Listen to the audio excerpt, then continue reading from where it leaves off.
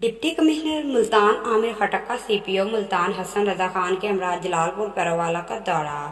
इस मौके पर इन्होंने लाइसेंस होल्डर, अमन कमेटी और इंतजामिया के साथ मीटिंग की और मुहर्रम रोज़ पर जारी तरक्याती कामों को बर वक्त काम करने की हिदायत की।